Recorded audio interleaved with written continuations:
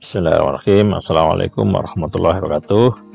Sobat-sobatku yang tercinta, jangan lupa biasakan sebelum nonton konten di channel ini membaca basmalah Bismillahirrahmanirrahim, dan jangan lupa pula subscribe channel ini. Mudah-mudahan kita semua mendapat manfaat, mendapat kebaikan dari konten yang saya sampaikan ini. Amin amin amin ya robbal alamin.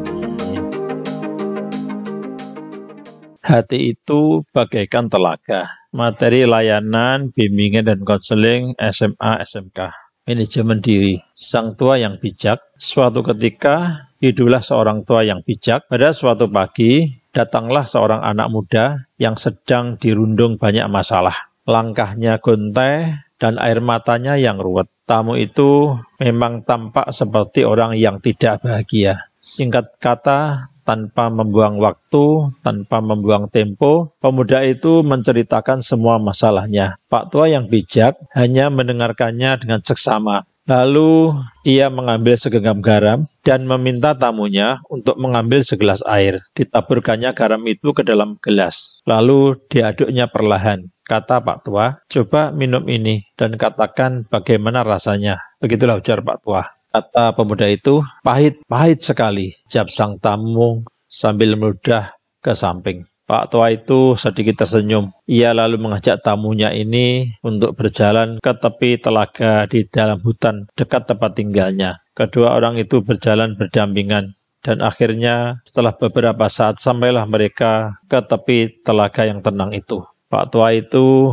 lalu menaburkan kembali segenggam garam ke dalam telaga yang tenang itu. Dengan sepotong kayu, dibuatnya gelombang mengaduk-aduk dan tercipta ria air, mengusik ketenangan telaga itu. Kata Pak tua, coba ambil air telaga ini dan minumlah. Bagaimana rasanya? Saat tamu itu selesai meneguk air itu, Pak tua berkata lagi, bagaimana rasanya? Segar, saut tamunya. Apakah kamu merasakan garam di dalam air itu? Tanya Pak tua. Tidak, jawab si anak muda. Dengan bijak Pak tua itu menepuk punggung si anak muda. Ia lalu mengajaknya duduk berhadapan, bersimpuh di samping telaga itu. Anak muda, dengarlah, pahitnya kehidupan ini adalah layaknya segenggam garam, tak lebih dan tak kurang. Jumlah dan rasa pahit itu adalah sama, dan memang akan tetap sama. Tapi kepahitan yang kita rasakan akan sangat tergantung dari wadah yang kita miliki. Kepahitan itu akan didasarkan dari perasaan tempat kita meletakkan segalanya. Itu semua akan tergantung pada hati kita. Jadi, kamu merasakan kepahitan dan kegagalan dalam hidup, hanya ada satu hal yang bisa kamu lakukan. Lapangkanlah dadamu,